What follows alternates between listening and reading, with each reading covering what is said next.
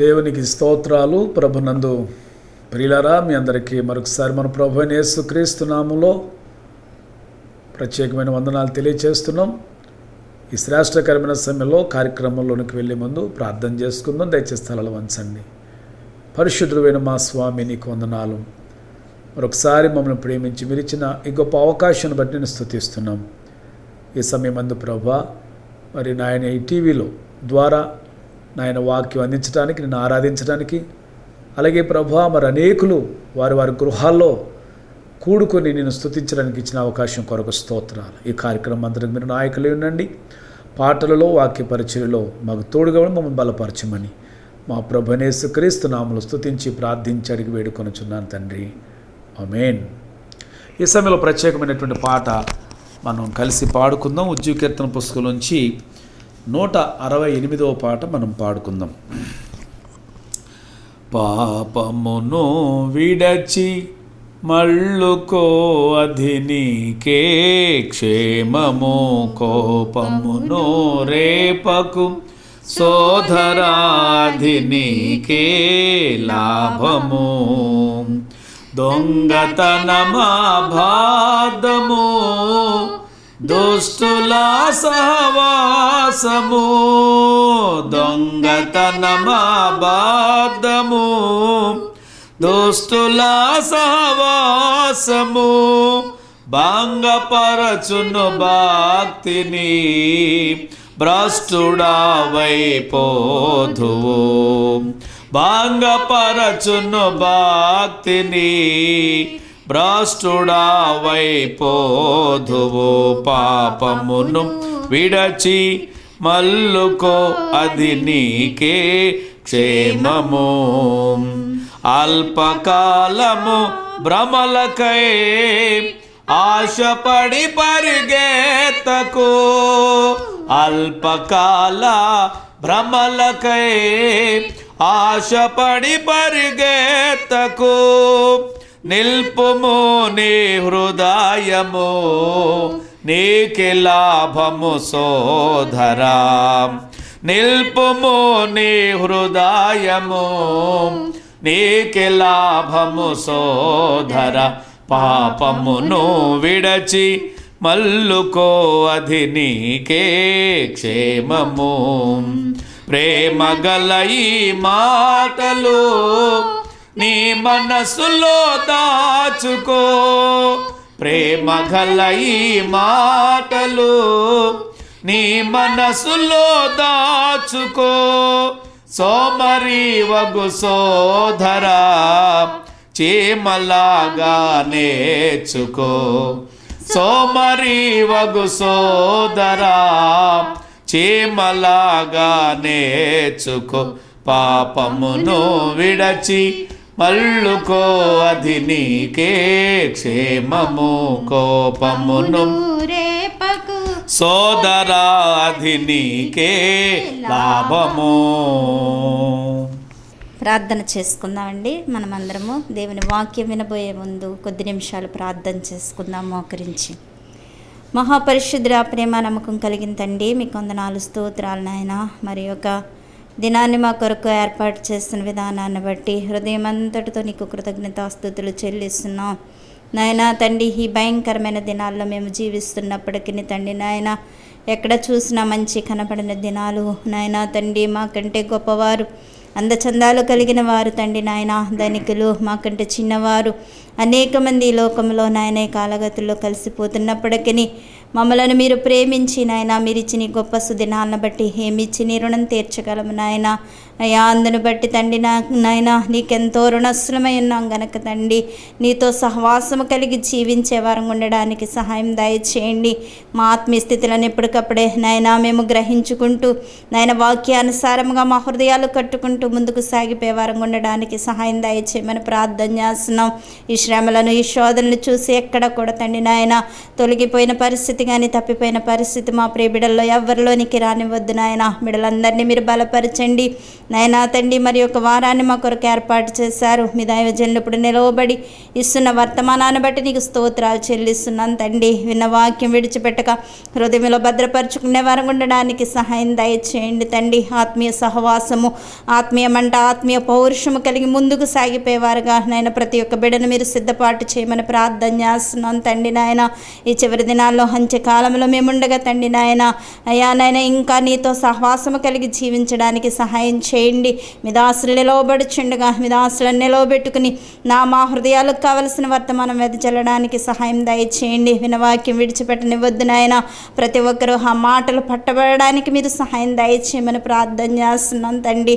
అలాగే ఈ ప్రోగ్రాం కొరకు స్పాన్సర్ చేస్తున్న బిడ్డలను కూడా మీరు దీవించండి. వారి ఆరోగ్యాలు మీరు కాపాడమని ప్రార్థన చేస్తున్నాం, సహాయం చేయండి. అలాగే ఈ ఛానల్ యాజమాన్యాన్ని కూడా మీరు దీవించి ఆశీర్వదించండి తండ్రి నాయన. మీ దాసులను నిలవబెట్టుకుని తండ్రి నాయన మీ సిలువ చాటును మరుగుపరిచి మా హృదయాలకు కావలసిన వర్తమానం వెదజల్లి తండ్రి నాయన. అయా హృదయాలు మేము తండ్రి, అయా తండ్రి నాయన వాక్యము మా హృదయాలకు తృప్తికరంగా ఉన్నట్లుగా మీరే సహాయం చేసి నడిపించమని ఈ చిన్న ప్రార్థన మీ సన్ని చేర్చుకోమని యేసు పరిశుద్ధ నామమున అడిగి వేడుకుంటున్నాను తండ్రి. ఆమేన్. మరొకసారి మన ప్రభు అయిన యేసుక్రీస్తు నామములో మీ అందరికీ ప్రభు పేరిట శుభములు తెలియచేస్తూ ఉన్నాం. ప్రియులారా, మరి చాలా భయంకరమైనటువంటి దినాలలో మనం ఉంటూ ఉన్నాం. మరి దేశంలో, రాష్ట్రంలో ఎక్కడ కూడా నెమ్మది లేదు. ఈ కరోనా వైరస్ను బట్టి ప్రజలు చాలా ఇబ్బంది పడుతూ ఉన్నారు. అదే పరిస్థితుల్లో మందిరాలు కూడా మరి మూతబడిపోయినాయి. ఆ కారణం చేత మరి టీవీ ద్వారానే మనం వాక్యాన్ని వింటూ మనలను మనం బలపరచుకోవడానికి ప్రయత్నం చేద్దాం. ఎందుకంటే దేవుడు ఇచ్చినటువంటి గొప్ప అవకాశం ఇది. మందిరాలు లేవు కనుక, మరి కోటాలు లేవు కనుక టీవీల ద్వారా వాక్యం వస్తుంది. మరి చాలామంది దేవుని సేవకులు వర్తమానాలు ఇస్తూ ఉన్నారు. విని ఆత్మీయంగా మనం చల్లారిపోకుండా బలపడడానికి ప్రయత్నం చేద్దాం. ప్రియులార, దేవుని యొక్క దయచేత యేసే నా పరిహారి అనే ఈ టీవీ ప్రోగ్రామ్ని మరి ప్రభు ఎంతగానో ఆశీర్వదిస్తున్నారు. వందల వేల మంది ప్రజలు మరి దేవుని యొక్క వాక్యాన్ని వింటూ ఉన్నారు. చాలామంది దీన్ని ప్రోత్సహిస్తూ మరి స్పాన్సర్ కూడా చేసి సహకరిస్తున్నటువంటి వారందరికీ వందనాలు. ఈ వారం కూడా మరి ఏలూరు పట్టణంలో ఉంటున్నటువంటి పోలీస్ డిపార్ట్మెంట్లో పనిచేస్తున్నటువంటి బెంజమిన్ గారు, అదేవిధంగా వారి సతీమణి మరి నర్సుగా చేసి రిటైర్డ్ అయ్యారు పుష్పవతి గారు, మరి ఈరోజు కార్యక్రమాన్ని స్పాన్సర్ చేశారు. వారికి హృదయపూర్వకమైన వందనాలు చెల్లిస్తున్నాం. దేవుడు వారిని బహుగా దీవించునుగాక. ఆమేన్. ప్రియులరా, మరి దేవుని యొక్క మహాదయచేత ఈరోజు మరొక నూతనమైనటువంటి వర్తమానాన్ని మనం విందాం. గడిచిన 6 వారాలు కూడా ఎనిగేది ద్రాక్షవనంలోని కర్పూర పూగుతులతో సమానుడు అనేటువంటి అంశాన్ని 6 వారాలుగా ధ్యానం చేయడానికి ప్రభు సహాయం చేశారు. ఈరోజు మరొక వర్తమానాన్ని మనం జ్ఞాపకం చేసుకుందాం. దేవుని యొక్క వాక్యంలో ఉండి 1 యోహాను పత్రిక 2వ అధ్యాయము 21వ వచనాన్ని మనం చదువుకొని మనం కొద్ది నిమిషాలు దేవుని యొక్క వాక్యాన్ని ధ్యానం చేసుకుందాం. మీరు సత్యమెరుగని వారైనందున నేను వ్రాయలేదు గాని మీరు దానిని ఎరిగి ఉన్నందునను ఏ అబద్ధమును సత్య సంబంధమైనది కాదని ఎరిగి ఉన్నందునను మీకు వ్రాయుచున్నాను. దేవుడి మాటలు మన కొరకు దీవించి ఆశీర్వదించునుగాక.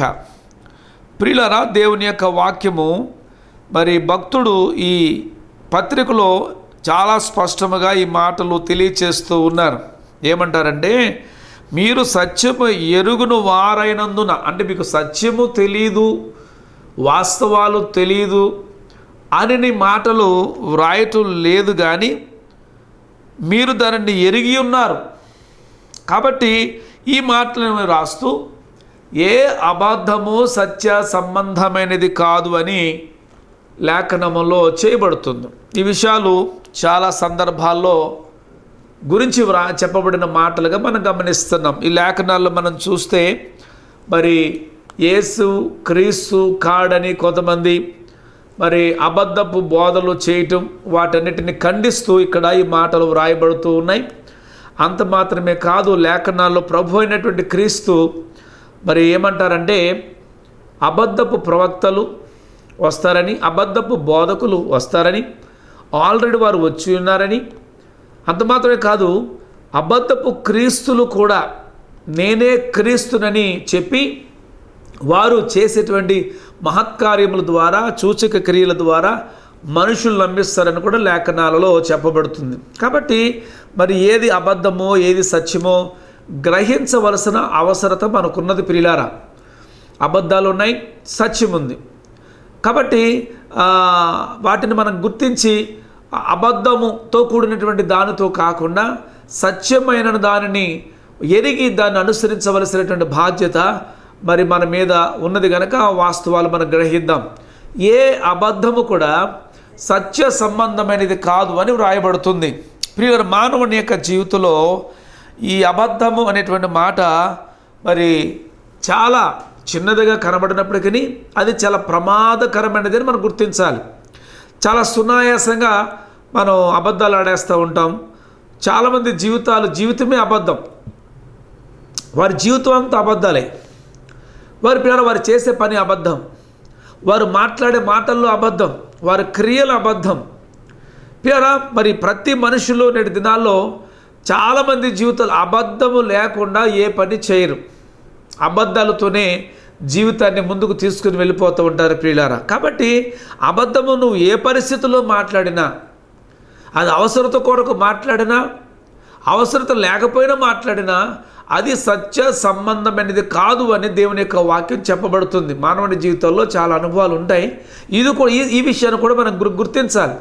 మరి దేవుని సేవకులు కానీ, విశ్వాసులు కానీ, అధికారులు కానీ, అధిపతులు కానీ ఎవరైనా సరే ప్రియరా అబద్ధం ఆడటం అంత క్షేమకరమైనది కాదు. చాలాసార్లు మరి ఏదన్నా మనకు కలిసి వస్తుంది అంటే, లేదు మరి ఏదన్నా విషయంలో మనం తప్పించుకోవాలంటే ఊరకనే అబద్ధాలు ఆడేసి ప్రియులరా మనం వాటిని తప్పించుకోవడానికి ప్రయత్నం చేస్తాం. కానీ పరిస్థితుల నుంచి తప్పించుకోగలం, కానీ దేవుని నుండి తప్పించుకోవటం మనకి సాధ్యం కాదు. ఆ విషయాన్ని మనం గ్రహించవలసినటువంటి వారమై ఉంటున్నాం. ఈ అబద్ధం అనేటువంటిది చాలా చిన్నదిగానే కనబడవచ్చు, కానీ ఇది చాలా ప్రమాదం. కాబట్టి మనం అబద్ధాలు ఆడేసి ప్రతి చిన్నదానికి పెద్దదానికి మనం తప్పించేసుకున్నాం, పర్వాలేదులే, అబద్ధ సాక్ష్యాలు చెప్పేసి మనం ఈ రోజున చాలా సమకూర్చుకున్నాం, పర్వాలేదు అని మనం అనుకున్నట్లయితే రేపు దాని వలన చాలా శాపాన్ని పొందవలసి వస్తుంది. దేవుని యొక్క వాక్యలో ఈ అబద్ధం అనేటువంటి పదాన్ని దేవుడు ఎక్కడ చేర్చాడు అని మనం ఆలోచన చేస్తే ప్రకటన గ్రంథం 21వ అధ్యాయం 8వ వచనంలో దాన్ని దేంతో సమానంగా పోల్చడం మనకు అక్కడ అర్థమవుతుంది. దయచేసి ఒక్కసారి జ్ఞాపకం చేసుకుందాం. పిరికివారు, అవిశ్వాసులు, అసహ్యులు, నరహంతకులను, వ్యభిచారులను, మాంత్రికులను, విగ్రహార్థకులను, అబద్ధికులు అందరూ అగ్ని గంధకములతో మండు గుండములో పాలు పొందుదురు. ఇది రెండవ మరణం. అబద్ధాన్ని తీసుకుని వెళ్ళి దేవుడు ఎక్కడ దాన్ని చేర్చారంటే పిరికివారు, అవిశ్వాసులు, అసహ్యులు, నరహంతకులు, వ్యభిచారులు, మాంత్రికులు, విగ్రహార్థకుల యొక్క జాబితాలోనికి చేర్చారు. అబద్ధం మనకు చాలా చిన్నది కావచ్చు, ప్రతి చిన్నదానికి అబద్ధాలు ఆడేస్తూ ఉంటాం. కాబట్టి మనం అబద్ధాలు ఆడేసి లోకంలో ఏదో బ్రతికేస్తున్నాంలే, బాగానే సాగిపోతుందిలే అని అనుకున్నట్లయితే రేపటి దినాన ఆ అబద్ధాల జీవితంతో కూడినటువంటి మనము నిత్య నరకంలోనికి వెళ్ళవలసి వస్తుంది. కాబట్టి వీలైనంత వరకు అబద్ధములు మాట్లాడకుండా, అబద్ధాలు చెప్పకుండా, అబద్ధపు జీవితాన్ని జీవించకుండా మనం జాగ్రత్త పడడం అనేది మనకు చాలా అవసరమై ఉంది ప్రియులారా. దేవుని యొక్క వాక్యం చెప్పే మాట ఏంటంటే ఏ అబద్ధము కూడా సత్య సంబంధమైనది కాదు అని వ్రాయబడుతూ ఉంది. దేని కొరకు ఒకవేళ ఆపదలో నువ్వు మాట్లాడాల్సి వచ్చినా కూడా నువ్వు యథార్థతగానే నువ్వు మాట్లాడాలి తప్ప అబద్ధము మాట్లాడడానికి వీలు లేదు అని అక్కడ చెప్పబడుతుంది. సామెతల గ్రంథం 17వ అధ్యాయం 7వ వచనాన్ని మనం పరిశీలన చేస్తే అక్కడ జ్ఞాని అనేటువంటి సొలొమోను మరొక ఉద్దేశాన్ని అక్కడ తెలియచేస్తూ ఉంటారు. అహంకారముగా మాట్లాడుట బుద్ధి లేని వానికి తగదు, అబద్ధమాడుట అధిపతికి బొత్తిగా తగదు. అబద్ధమాడటం అధిపతులకు, పేరా ఉన్నతమైన స్థితిలో ఉన్నవారికి, ఒక మంచి నాయకునిగా ఉన్నవానికి, అధిపతిగా ఉన్నవానికి అబద్ధమాడడం మంచిది కాదు అని తెలియచేస్తూ ఉన్నారు. కాబట్టి ప్రియులారా, ఒకవేళ నువ్వు అబద్ధమాడినట్లయితే మన జీవితాల్లో చాలా నష్టాలు చవి చూడవలసి వస్తుంది. అబద్ధాలతో కూడినటువంటి ఆ బ్రతుకు తాత్కాలికంగా బాగున్నా భవిష్యత్తు చాలా అంధకారముగా, చాలా శ్రమలతో కూడినదిగా మనం చూస్తాం. బైబిల్ గ్రంథంలో అట్లాంటి అంశాలు కొన్ని ఉన్నాయి. కానీ వాటిలో కొన్నిటిని మనం ధ్యానం చేద్దాం ఈ సాయంకాల సమయంలో. 2వ రాజుల గ్రంథం మనం పరిశీలన చేస్తే 5వ అధ్యాయంలో ప్రవక్త అయినటువంటి ఎలీషా మనకు కనబడుతూ ఉన్నారు. ఆయన ప్రియులారా, మరి దేవుని పక్షముగా పనిచేస్తున్న గొప్ప ప్రవక్త, పరిశుద్ధుడు, దేవుని చిత్తాన్ని బట్టి ప్రియులారా ప్రభు కొరకు నమ్మకంగా జీవిస్తున్నటువంటి వాడు, దేవుని ఉద్దేశాలు ఎరిగిన వాడుగా కనబడుతున్నాడు ఆయన. అట్లాంటి గొప్ప ప్రవక్త యొక్క మరి విషయాలు ప్రపంచమంతా కూడా వెల్లడి చేయబడుతూ ఉన్నాయి. అట్లాంటి ప్రవక్త దగ్గరికి సిరియా దేశంలో ఉన్నటువంటి సిరియా దేశపు సైన్యాధిపతి అయిన నయమాను ఎలీషా అయిన ప్రవక్త అయినటువంటి ఎలీషా దగ్గరికి రావడానికి ప్రియరా రాజుగారి యొక్క పర్మిషన్ తీసుకొని రాజుగారి ద్వారా మరి సిరియా దేశపు రాజుగారి ద్వారా ఇశ్రాయేలు దేశమైనటువంటి ఆ రాజుకు వర్తమానం పంపించి మరి వారి యొక్క సమ్మతిని బట్టి సిరియా దేశపు సైన్యాధిపతి నయమాను మరి సోమురోను పట్టణానికి ఎలీషా ప్రవక్త దగ్గరికి వచ్చినట్లుగా మనం చూస్తున్నాం. ఎందుకు వస్తున్నాడు అని మనం ఆలోచన చేస్తే, నయమాను సైన్యాధిపతిగా ఉన్నాడు. మరి దేవుడు గొప్ప విజయాలు ఇస్తున్నాడు అతని ద్వారా. మంచి పేరు ప్రఖ్యాతలు ఉన్నాయి. గొప్ప వీరుడని అతనికి పేరుంది. అయితే విషయం ఏంటంటే, అతడు దేహమంతా కూడా కుష్టి రోగము కలిగిన వాడిగా ఉన్నాడు. ప్రియులారా, లోపల యుద్ధ మరి వస్త్రములు ధరించి ఒక యోధుడిగా కనబడుతున్న లోపల మాత్రం భయంకరమైనటువంటి వ్యాధి చేత, ఆ కుష్ఠరోగము చేత నయమాను బాధపడుతూ ఉన్నాడు. తన భార్య అయినటువంటి మరి ఆమె ప్రతిరోజు ఆ గాయములను కడుగుతూ శుభ్రంగా కట్లు కడుతూ ఉంది. ఆ ఇంట్లో ఒక పిల్ల బానిసగా తీసుకురాబడింది. బానిస పిల్ల చెప్తూ ఉంది, నా యజమానుడు సోమురోను పట్టణములు ఉండుంటే అతడు ఈ రోగం నుండి విడుదల పొందేవాడు కదా అని చెప్పి మాట్లాడుతున్నప్పుడు, అక్కడేం జరుగుతుందంటే, నా ప్రవక్త ఎలీషా ప్రవక్త అక్కడ ఉన్నాడు. ఎలీషా ప్రవక్త ఈ కుష్ఠరోగం నుంచి ఆయనను విడిపిస్తాడన్నట్లుగా సమాచారం తెలియజేస్తూ ఉంది. పిల్లారా, ఒక చిన్న పిల్ల అక్కడ ప్రవక్త ఉన్నాడు, దేవుని ప్రవక్త, దేవుని దాసుడు ఉన్నాడని సమాచారాన్ని అన్యుడైనటువంటి నయమాను భార్యకి వర్తమానం తెలియచేస్తూ ఉంది. పిల్లారా, గమనించండి, శ్రేష్టకరమైన సమయంలో మనము కూడా మందిరాలకు వెళ్తూ ఉన్నాం, వాక్యాన్ని వింటూ ఉన్నాం, వాక్యాన్ని చదువుతూ ఉన్నాం. మనము ఎప్పుడైనా ఎవరికైనా దేవుని వాక్యాన్ని చెప్పేవారముగా ఉన్నామా? దేవుని గురించి చెప్పేవారుగా ఉన్నామా? పేరా దేవుని ఇతరులకు పనిచేసేటువంటి అనుభవం మనకున్నదా? ఇక్కడ ఈ చిన్న పిల్ల బానిసగా మరి వెళ్ళినటువంటి ఆ పిల్ల మరి దేవుని గురించి, దేవుని దాసుడైన ప్రవక్త ఎలీషా గురించి విషయాలు చెప్పినప్పుడు, మరి ఆ బానిస పిల్ల మాటలు వినేటువంటి నయమాను మరి ఆ సిరియా దేశం నుంచి ఎలీషా దగ్గరికి వెతుక్కుంటూ వచ్చాడు. ప్రియులారా, ఎలీషా మరి ఉన్నటువంటి ఇంటి దగ్గరకు వచ్చినప్పుడు ఆ విషయాన్ని నయమానుతో పనివారు కూడా వచ్చారన్న సంగతి ఎలీషా విని గెహజీతో చెప్తున్నాడు. నయమానును వెళ్ళి యోర్దాను నదిలో 7 సార్లు ములగమని చెప్పి మరి ప్రవక్త ఎలీషా గెహజీతో సమాచారం పంపిస్తే గెహజీ సమాచారం తెలియజేస్తాడు. అందుకు మరి నయమాను కొంచెం ఇబ్బంది పడినప్పటికీ తనతో వచ్చిన పనివాడు చెప్పిన మాటను బట్టి, అంటే నయమాన్ ఏమనుకున్నాడంటే, నేను సిరియా దేశపు సైన్యాధిపతిని కదా, ఇంత గొప్ప హోదాలో నేను వస్తే నన్ను పరామర్శించకుండా, తన చేతులు నా మీద ఉంచి ఆడించి ప్రార్థన చేయకుండా నన్ను పరామర్శించు యోర్దాను నదిలో మునగమంటాడేంటి అని కోపం తెచ్చుకొని తిరిగి వెళ్ళిపోతున్న సమయంలో తన తోటి పనివాడైనటువంటి ఆయన చెప్తున్నాడు, నిన్ను ఆయన డబ్బు అడగలేదే, బంగారం అడగలేదే, యోర్దాను నదిలో వెళ్ళి మునుగమన్నాడు. ఒకవేళ డబ్బు వెండి నిన్ను అడుగుంటే, బంగారం అడుగుంటే నువ్వు ఇచ్చేవాడివే కదా, అవి నిన్నేం ఆశించట్లేదు. యోర్దాను నదిలో మునుగమన్నాడు దేవుని సేవకుడు. ఎందుకు మునుగమన్నాడు? ఎంత చక్కని ఆలోచన అండి.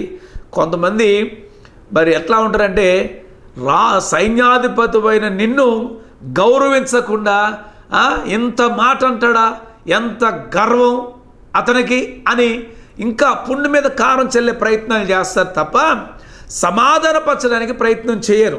అదే సామెతలు ఉంటుంది, మృదువైన మాట కోపమును చల్లార్చునని రాయబడుతుంది. మృదువైన మాట. పిల్లల సమస్య ఏర్పడినప్పుడు అక్కడ మనం మృదువుగా మాట్లాడి ఆ సమస్యను చంపే ప్రయత్నం చేయాలి తప్ప పుండు మీద కారం చల్లినట్లుగా సమస్యను పెద్ద చేసేవారముగా మనం ఉండకూడదు. ఈ పనివాడు చాలా జ్ఞానంతో మాట్లాడుతున్నాడు. ఆయన బంగారం అడగలేదు, వెండి అడగలేదు, అడుగుతూ నువ్వు ఇస్తావు. కానీ అతను ఏం అడగకుండానే యోర్దాను నదిలో ములుగమన్నాడు దేవుని సేవకుడు. ఎందుకు ములుగమన్నాడో అని అన్నప్పుడు అతను వెంటనే ఆ మాట విని గ్రహించుకొని యోర్దాను నదిలోకి వెళ్ళి 7 సార్లు ములుగగా తన కుష్ఠరోగం ఏమైపోయిందో తెలియదు. పసి పిల్లవాని వంటి దేహము కలిగిన వాడిగా బయటకు వస్తున్నాడు నయమాను.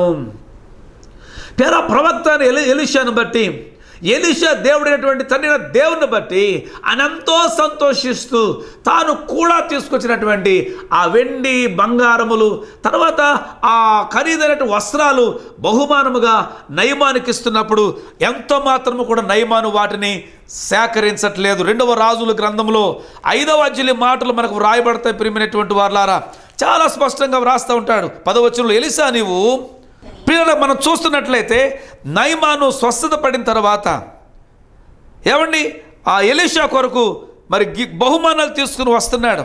ఏమండి 16వ వచనంలో ఉంది, ఎలీషా యెహోవా సన్నిధిని నేను నిలువబడి ఉన్నాను, ఇశ్రాయేలు దేవుడైన ఆ యెహోవా జీవముతోడు నేనేమీ తీసుకొనని చెప్పాను.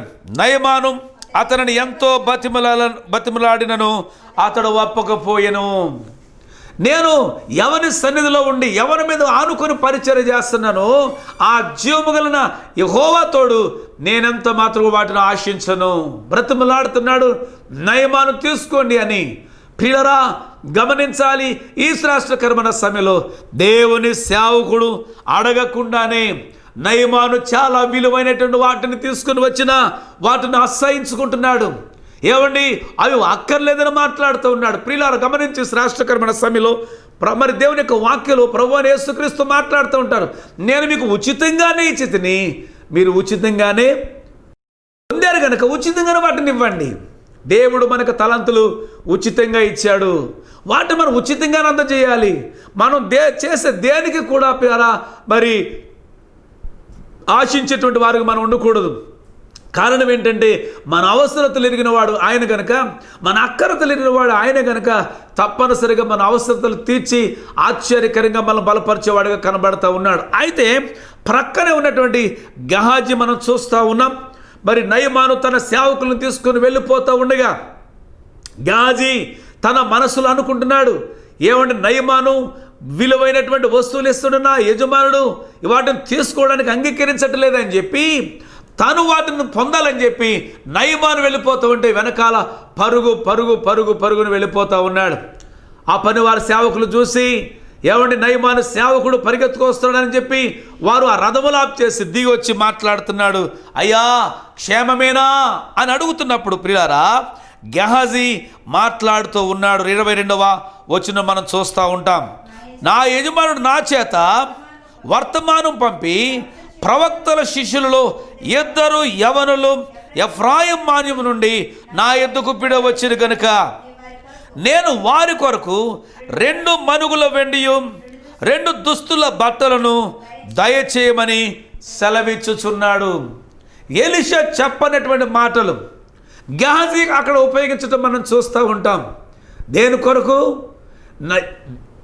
ఎలీషా ఏదైతే వద్దన్నాడో వాటిని పొందడానికి ప్రియారా గెహాజీ అబద్ధం ఆడుతున్నాడు. ఇక్కడ ఎలీషా చెప్పని మాటలను అక్కడ ఉపయోగించి ప్రియారా నయమానుతో మాట్లాడుతూ ఉన్నాడు. దేవుని సేవకుని దగ్గర శిష్యరికం చేస్తున్నటువంటి వాడు గమనించాలి. ఎలీషా తర్వాత ఏమండి గొప్ప ప్రవక్త కావలసినటువంటి వాడు గెహాజీ.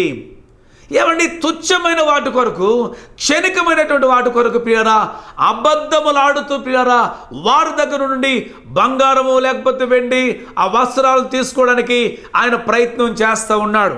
ఇవి ఇక్కడ ఒక విషయం గమనించాలి.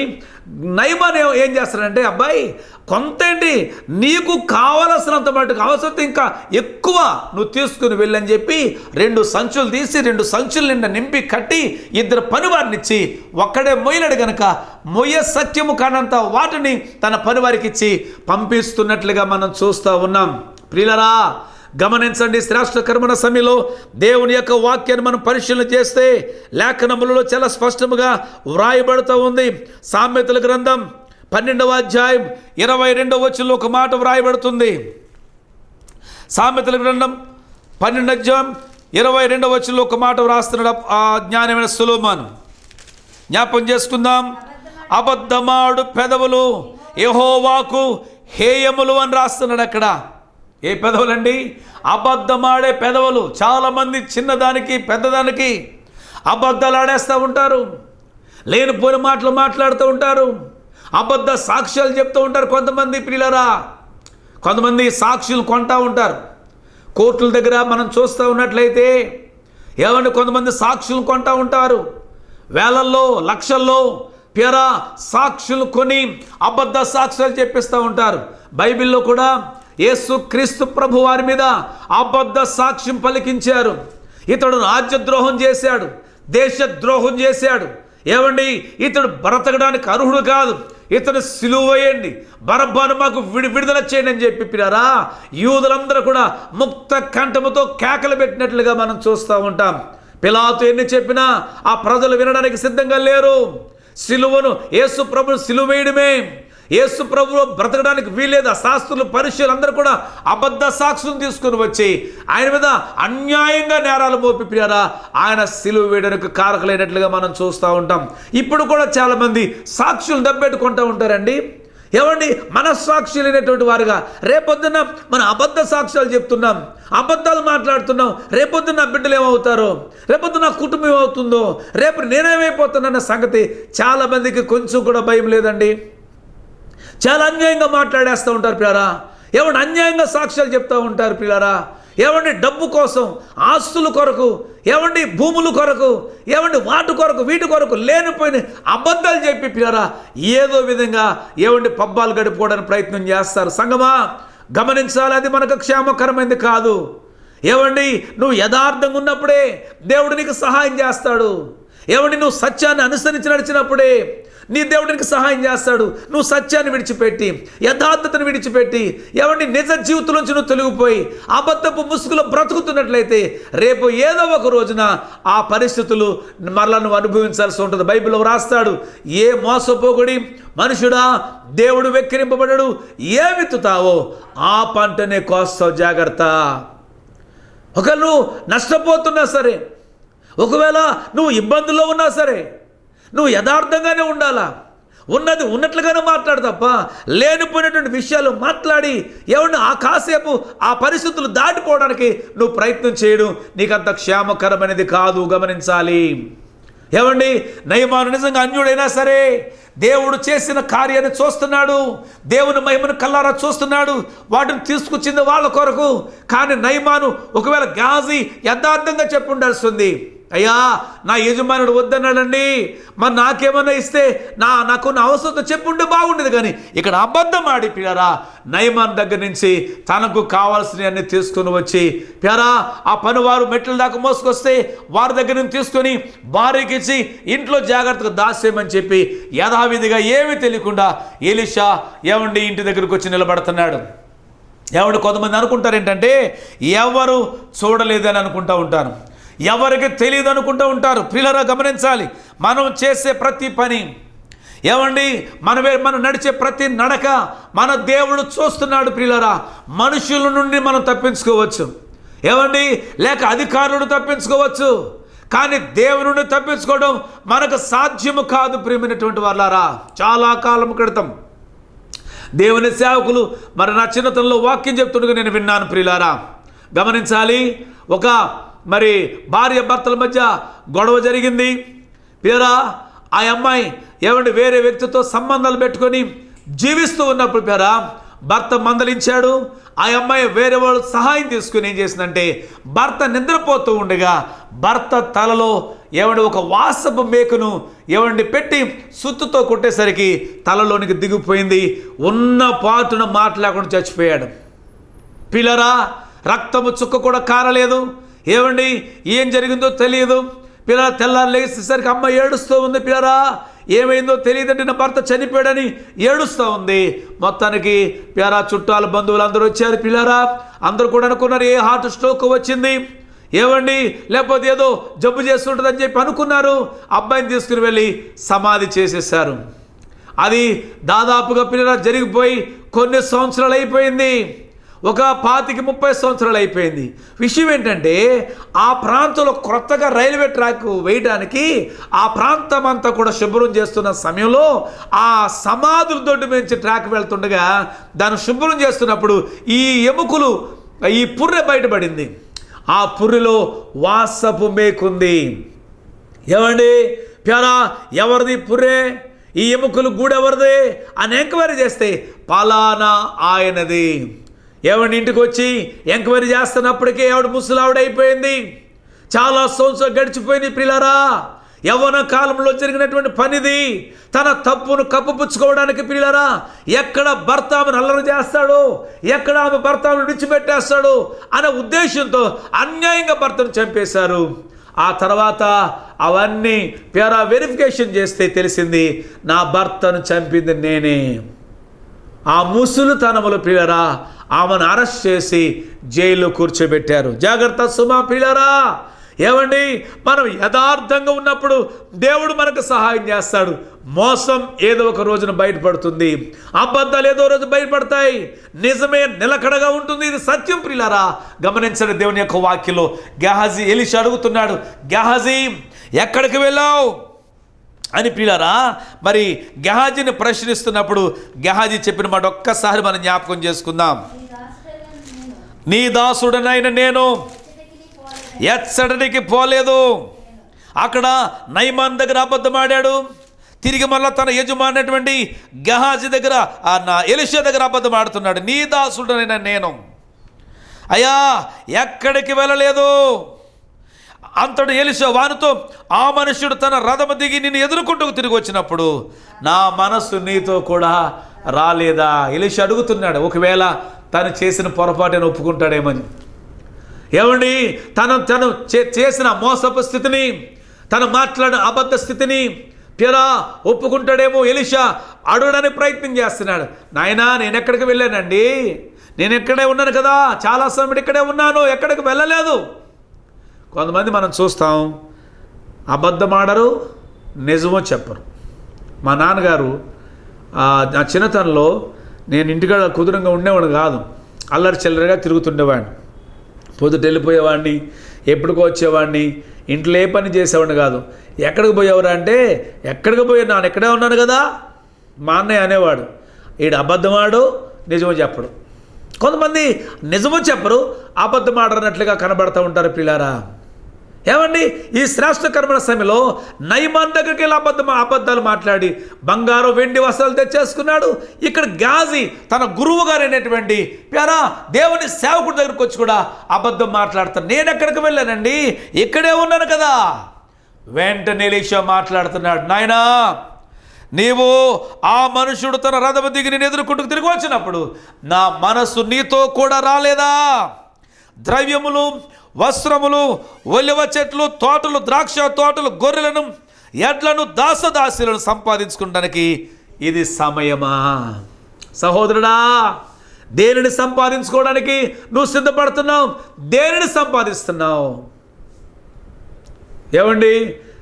ఎడ్లను, ద్రాక్ష తోటలను, ఒలివ తోటలను, దాసదాసులను సంపాదించుకోవడానికి ఇది సమయమా అంటూ ఎలీషా చెప్పిన మాట ఏంటంటే, నయమానుకు కలిగిన కుష్టి నీకును నీ సంతానానికి సర్వకాలము అంటియుండును. భయంకరమైన శాపాన్ని ప్రియులారా గెహాజీ మీదకి వచ్చినట్లుగా మనం చూస్తూ ఉంటాం. కారణం ఏంటంటే అబద్ధం ఆడుతూ ఉన్నాడు ఆయన. అబద్ధము ప్రియరా ఎవరిని ఆడడం వల్ల ఏదో వెండి బంగారం సంపాదించుకుందాం అనుకున్నాడు, కానీ ఆ అబద్ధం ఆడడం వల్ల, ఆ అబద్ధం ద్వారా సంపాదించినటువంటి ఆ సంపాదన వల్ల తనకేం వస్తుందో తన గ్రహించలేకపోయాడు ప్రియులరా. కనుక బైబిల్ చెప్తుంది, ఏ అబద్ధము సత్య సంబంధమైనది. ప్రియా దేవుని బిడ్డ, వ్యాపారం చేస్తున్నావా? యథార్థంగా వ్యాపారం చేయడానికి ప్రయత్నం చేయి. ఏమండి, ఉద్యోగం చేస్తున్నావా? నువ్వే డిపార్ట్మెంట్లో పనిచేసినా యథార్థంగా పనిచేయి, అది నీకు ఆశీర్వాదం. లేక వ్యవసాయం చేస్తున్నావా? ఒక యజమానుడి దగ్గర పని చేస్తున్నావా? లేక ఒక దేవుని సేవ జరిగిస్తున్నావా? ఎంత యథార్థంగా ఉంటామో అంతగా దీవించబడతావు. దేవుని యొక్క వాక్యం ఉన్నది, యథార్థమైన హృదయం కలిగిన వారిని బలపరచుటకు యెహోవా కన్ను లోకమంతా సంచారము చేయుచున్నది. పిల్లరా, ఎప్పుడైతే ఎలీషా చెప్పాడో, గెహాజీ ఉన్న పాటున భయంకరమైన కుష్ఠరోగం, నయమాను ఏ కుష్ఠరోగం విడుదల పొందాడో ఆ కుష్ఠరోగం ఏమండి గెహాజీకి వచ్చేసింది. ఏడ్చుకుంటూ ఇంటికి వెళ్ళిపోయాడు. భార్య చూస్తే భార్య కుష్ఠరోగం వచ్చేసింది. ప్యారా, అప్పుడే ఆడుకుంటూ వెళ్ళిన పిల్లలు ఇంటికి వచ్చారు, వారు కూడా కుష్ఠరోగంతో ఉన్నారు. గెహాజీ చేసిన పని వల్ల గెహాజీ, ఆయన భార్య, ఆయన పిల్లలు కుష్ఠరోగులుగా మారిపోయి ఆ సమాజం నుంచి బయటికి నెట్టివేయబడినట్లుగా దేవుని యొక్క ఆశీర్వాదం కోల్పోయినట్లుగా మనం చూస్తాం. జాగ్రత్త సుమ, చిన్నదే కదండి అని నువ్వు అనుకోవచ్చు. ఏమండి, అవసరతను బట్టి అని నువ్వు అనుకోవచ్చు. ఏమండి, ఇబ్బందుల్లో ఉన్నాను కాబట్టి అని అనుకోవచ్చు. జాగ్రత్త సుమ, అది ఏదైనా సరే నీకు క్షేమకరమైంది కాదు. అబద్ధాలు మాట్లాడడం విడిచిపెట్టి యథార్థంగా మాట్లాడడానికి నువ్వు ప్రయత్నం చేయి. ఆ మాటలు నీకు ఆశీర్వాదకరంగా ఉంటాయి. బైబిల్ రాస్తాడు కీర్తనలో, నష్టము కలిగినను నీతిమంతుడు మాట తప్పడు అని మాట్లాడతాడు. కాబట్టి మన మాట తప్పని వారముగా, మడమ తిప్పని వారిగా, ప్రభుకు మహిమార్థముగా జీవిద్దాం పిల్లరా. దేవుని యొక్క ఆశీర్వాదాలు పొందుదాం. మనం ఒకవేళ అబద్ధమాడి అది ఇది సమకూర్చుకున్నట్లయితే రేపటి దినాన దానికి రెండంతల శాపాన్ని మనం అనిపించాల్సి వస్తుంది, మన బిడ్డలు. ఇప్పుడు గెహాజీ చేసినటువంటి ఆ తప్పు వల్ల, ఆ పాపం వల్ల ఇప్పుడు ఎవరు శాపం అనిపిస్తారంటే తన భార్య శాపం అనిపించాల్సి వచ్చింది. తనను బట్టి తన బిడ్డల శాపం, తన ఇంటికి శాపాన్ని తీసుకుని వచ్చేసాడు. జాగ్రత్త, నీ ఇంటికి నువ్వు శాపాన్ని తీసుకుని వెళ్తున్నావా, ఆశీర్వాదం తీసుకుని వెళ్తున్నావో ఒక్కసారి నిన్ను నీవు పరిశీలన చేసుకొని శాపం కాకుండా నీ బిడ్డలకు దేవుని యొక్క ఆశీర్వాదాన్ని అందించే వ్యక్తిగా ఉండాలని ప్రభుపేట మనం చేస్తున్నాను. దేవుడి మాటలు మన కొరకు దీవించునుగాక. ఆమేన్. ప్రార్థన చేసుకుందాం. దయచేసి తలలు వంచండి, కళ్ళు మూసుకునండి. ప్రభా, ఒకవేళ ఎక్కడైనా ఏదైనా సందర్భంలో నాయనా నేను అబద్ధం ఆడుంటే ప్రభా నన్ను క్షమించండి. ఎవరినైనా నేను మోసం చేస్తుంటే క్షమించండి. ఎక్కడ అన్యాయంగా జీవించడం క్షమించు ప్రభా. యథార్థముగా జీవించడం నాకు నేర్పించు నాయన. మోసపు బ్రతుకు నుండి ప్రభా నన్ను విడిపించండి. గెహాజీ ఎలీషాతో ఉంటూ ఏమండి గొప్ప ప్రవక్తగా మరి దేవుని కొరకు వాడబడవలసినటువంటి వాడు శాపగ్రస్తుడై సమాజంలోంచి బయటికి నెట్టివేయబడిన అనుభవాలు గెహాజీ జీవితంలో కనబడుతున్నాయి. అట్లాంటి అనుభవాలు నాలుగు రానియొద్దు ప్రభా. నన్ను బట్టి నా కుటుంబం ఎక్కడ శపించబడనియొద్దు, నన్ను బట్టి నా బిడ్డలు ఎక్కడ శపించబడనియొద్దు ప్రభా. నాయన, నా కుటుంబానికి కావాల్సిన దీవెనలు దయచేయని చెప్పి చిన్న ప్రార్థన చేసుకుందాం. మహాపరిశుద్ధుడా, ప్రేమ కలిగిన మా స్వామి, దయగలిగిన మా తండ్రి, నీకు వందనాలు.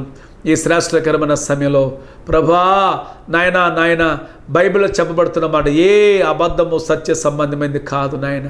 చాలాసార్లు సునాయాసంగా మాట్లాడేస్తాం ప్రభా, మమ్మల్ని క్షమించు నాయన. దాని ద్వారా ఒకవేళ ఏదైనా మాకు కలిసి వచ్చినా దానికి రెండంతల శాపం మేము పొందుతాం, అది వాస్తవం నాయన. కాబట్టి మమ్మల్ని బట్టి మా బిడ్డలు శాపగ్రస్తులుగా మారకూడదు నాయన. మమ్మల్ని బట్టి మా ప్రభా మా కుటుంబం శాపగ్రస్తం మారకూడదు ప్రభా. కాబట్టి నాయన, మా ఇంటికి మేము దీవును తెచ్చుకొచ్చే వరంగా ఉండుటకు మాకు సహాయం చేసి పెట్టండి. ఎక్కడైనా మా ప్రభా మా ప్రవర్తన వలన, మా క్రియల వలన, మా మాటల వల్ల ఎవరికైనా నష్టం కలిగించుంటే, దుఃఖపెట్టుంటే మమ్మల్ని క్షమించమని ప్రభా నీ ముందు తల ఎత్తుకుని వారముగా యథార్థవంతులుగా నిలిచి ఉండడానికి, నీ కృపకు పాత్రలు అవ్వడానికి నన్ను మమ్మల్ని సిద్ధపాటు చేయండి.